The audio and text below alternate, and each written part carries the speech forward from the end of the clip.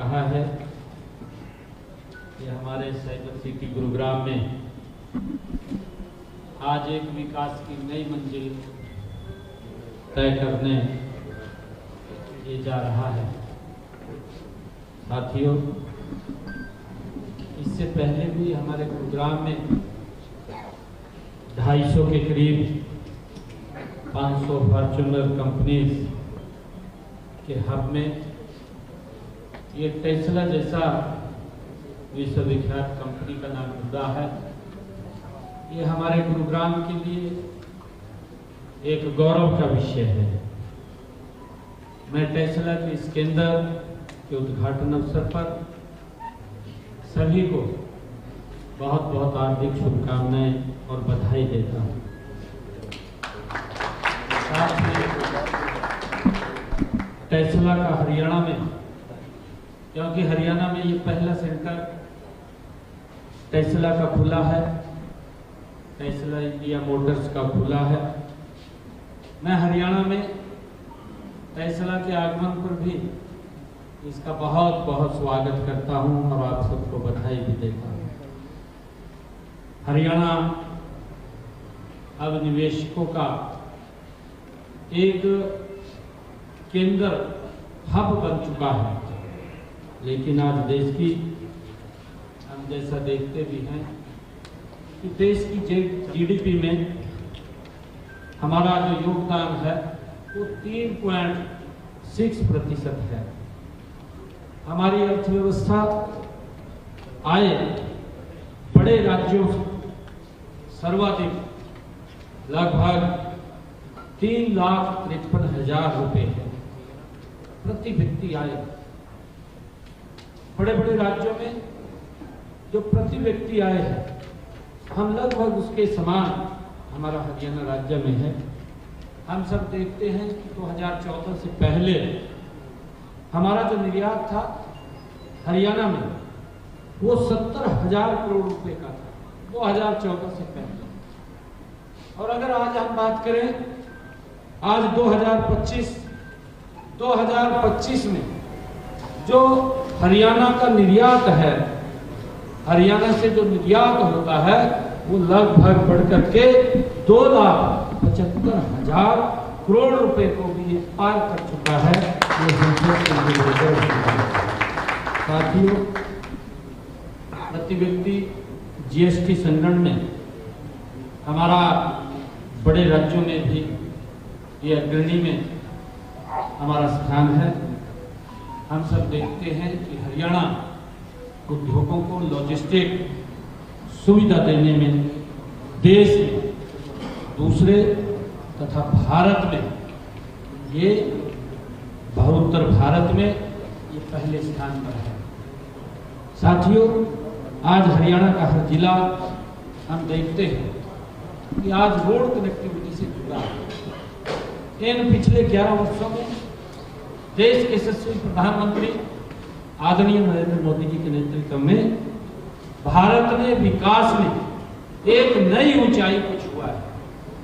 अगर हम देखें हमारे रोड की कनेक्टिविटी, हमारी रेल की कनेक्टिविटी, हमारी एयर की कनेक्टिविटी, आज आम व्यक्ति को, देश के हर नागरिक को हर वो सुविधा पहुंचाने का काम निरंतर ये सरकार कर रही है। साथियों, हरियाणा को भी अपनी भौगोलिक स्थिति का बड़ा लाभ ये उसको मिला है, क्योंकि राष्ट्रीय राजधानी क्षेत्र दुनिया की सबसे तेजी से बढ़ती हुई प्रमुख अर्थव्यवस्थाओं का ये हमारा गुरुग्राम, ये प्रवेश द्वार ये हरियाणा का है। साथियों, हरियाणा का 2/3 क्षेत्र राष्ट्रीय राजधानी क्षेत्र में पड़ता है। हमारा जो बुनियादी ढांचा है वो विश्व स्तरीय यहाँ पर है। इसे केएनपी चाहे ग्लोबल हमारा कॉरिडोर और एकीकृत जो बहुमंजिला हमारी लॉजिस्टिक हब हैं जैसी परियोजनाएं, आज इनसे हमारे गुरुग्राम को, हरियाणा को आज इससे बल मिला है। इनमें उत्तरी भारत में माल की आवाजाही सुगम हुई है, हम सब देखते हैं, और निर्बाध मल्टी मॉडल कनेक्टिविटी गारंटी ये भी सुनिश्चित हुई है।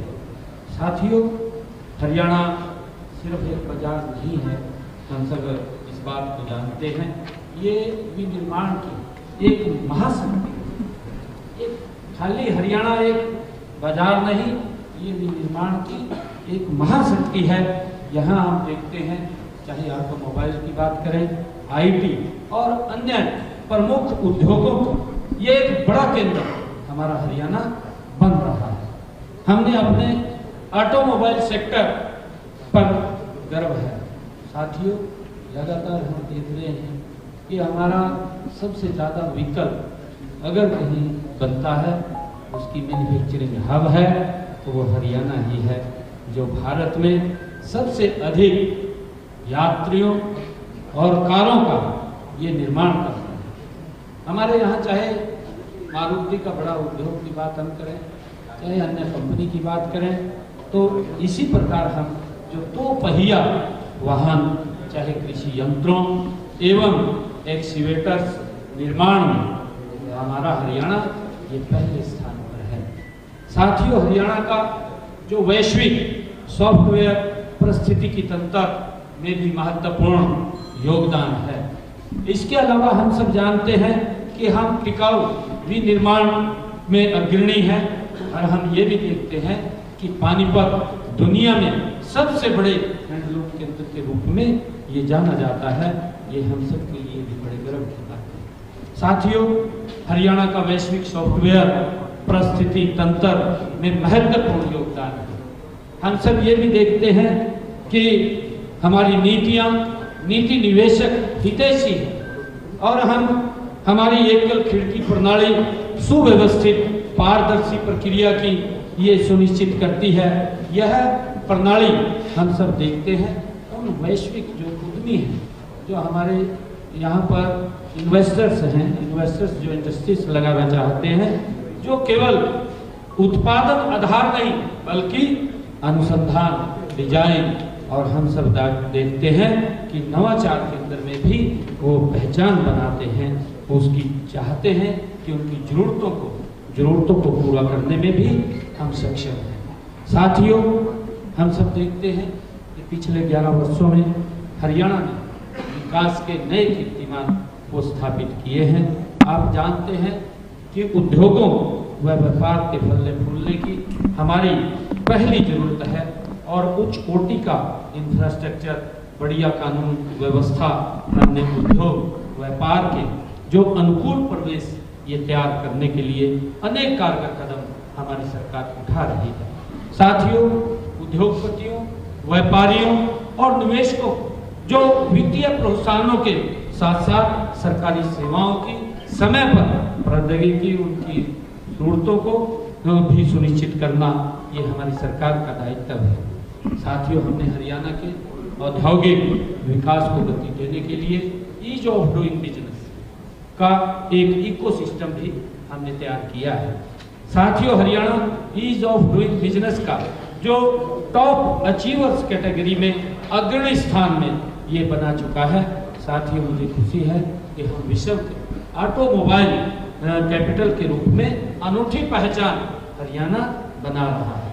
साथियों, गत 11 वर्षों में प्रदेश में 12,20,872 हमारे सूक्ष्म, लघु और मध्यम उद्योग हरियाणा में लगे, और साथियों इनमें 49 लाख जो 15,000 लोगों को रोजगार भी हरियाणा के अंदर उपलब्ध हुआ है।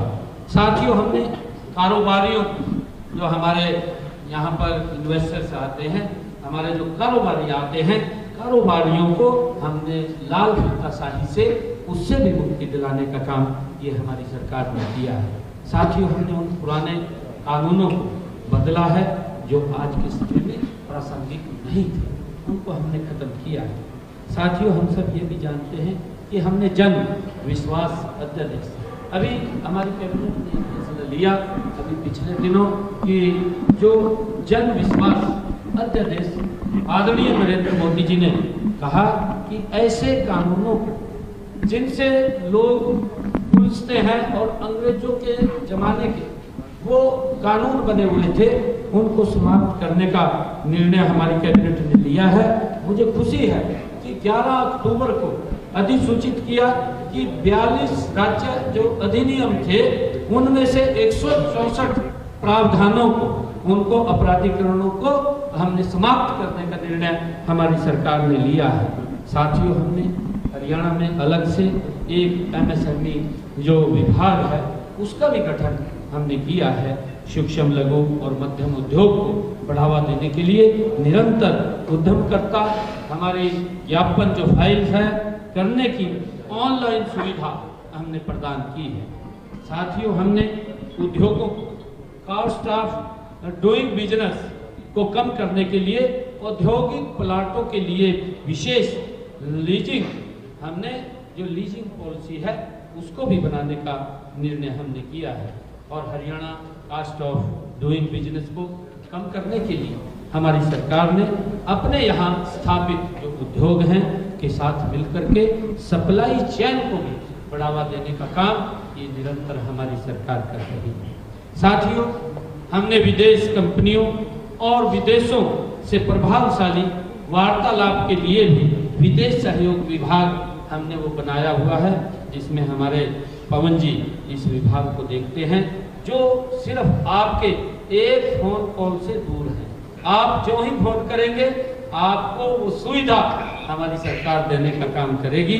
मुझे इस बात की बहुत खुशी है। साथियों, उद्योगों को भी हमने जरूरत के अनुसार कौशल युक्त श्रम शक्ति तैयार करने के लिए उद्योग मित्र योजना, इसका भी शुभारंभ हमने किया है।